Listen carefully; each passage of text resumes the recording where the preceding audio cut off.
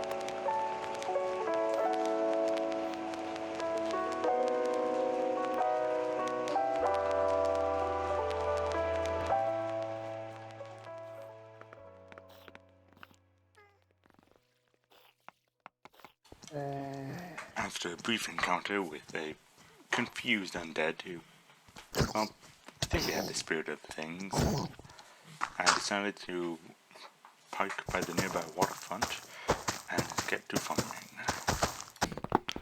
After a nice mining session, I decided to work on starting up with the Create mod by making a hand crank. The hand crank, just like everything else in the Create mod, requires a large amount, or an amount, of andesite alloy. So, if you're getting into the Create mod yourself, you might want to get all the andesite you can, because you're going to need, well, at least half of that. Probably more. To make andesite alloy, all you got to do is get some iron nuggets, get some andesite, and smash them together, like so, and bada bing bada boom, bam, bada bing bada boom. Get some wood, strip that wood, slap on andesite alloy, and you have an andesite casing, which is the basic building blocks for almost every other block in the Create mod. Mechanical presses can turn bits of metal from ingots to sheets. Pretty useful tools. And, well, I have a hand crank, so time to press.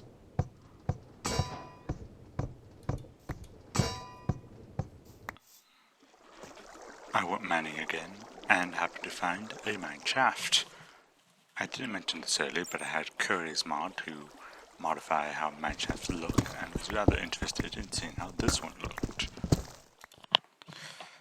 As I entered the mine shaft, I was met by a solitary skeleton who defended his home, cave, turf, shaft, but fell to me in the end.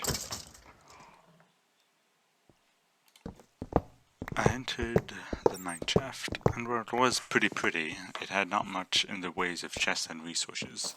Just some redstone, and some coal, and a TNT minecart that I found. Not much else. I went back down to the mine shaft to mine for some redstone. Never know when that could come in handy. After all, we're playing with Create here. And as I was mining, I found an exit of the mine shaft, which led to a stronghold. I'm not Dream. I'm not a Minecraft speedrunner. I ain't gonna pretend to be. But that's neat. At some point during this mining expedition into a stronghold, I remembered, well, I'm here to get cobblestone and gold. What am I doing in a stronghold? I don't even have the gear to fight the Ender Dragon, even if this is an active stronghold that actually works. Or it could just be a dungeon, I'm not sure, because I have another set of mods that makes these things fancier. But either way, I probably shouldn't be here. So I decided to explore the caves nearby. I mined some iron, some redstone as well. Then I had a close encounter with a creeper, and soon after ran out of memory on my computer to keep this recording up. After fixing that issue, I made a water wheel, the first step of just about any early game automation with Create, unless you want to go with the classic of spinny wheels that push the wind. Some pondering into radial chassis deludes the knowledge of rotate, and I have now a basic idea of what I want to make for a very, very simple wheat farm. One of the core concepts or core components of this would be super glue. So I was looking into manufacturing slime using dough and lime dye. I did not have any lime dye, that didn't stop my attempt. But it ended exactly as one would expect, given that I had no access to lime dye and no deserts nearby. Those were beaches, not deserts, they don't have anything. But what does have stuff are those slime islands that you may have seen one in the beginning of the episode. There's another one relatively close to me, so I decided to take a look over there, spawn a slime, stab it a few times, and there we are. Slime for the slime. Machines. Slippery glue is get. Now some radial chassis, some not radial chassis, harvesters, connector bits,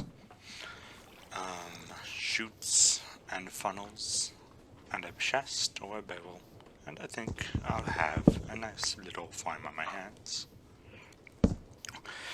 Side note, earlier I killed a wandering trader, because you gotta, and you happen to have kelp as a trade. That's certainly not going to come and bite me in the back. Nope. Haha, funnels require burnt kelp. The comedic timing is impeccable. And would you look at that? The nearest ocean is right by my spawn, which is where I am not. Well, time to go there and back again.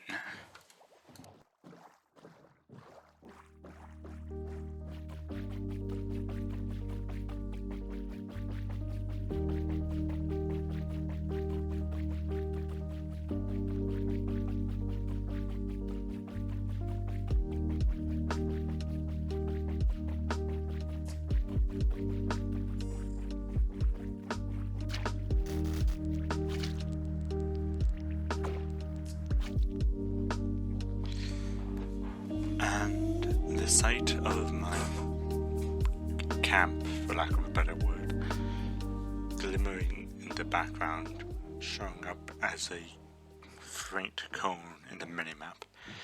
It's not the most inspiring of sights, but it's my first mark on this world I made, and it's neat to see it.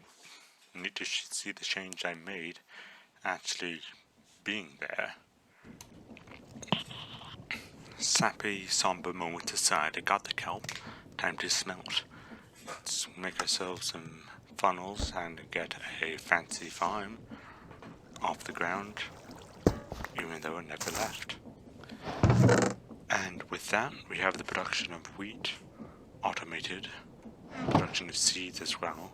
We don't have production of bread automated, but for now, that is a step I'm willing to do myself. I definitely did not spend 15 minutes trying to figure out why my smeltery wasn't working, only to remember that the brain of the smeltery requires another smaller smeltery to craft. After I had spent 15 or so minutes mining extra grout, clay, sand, and gravel to make this smeltery, nope. No salt in my voice whatsoever.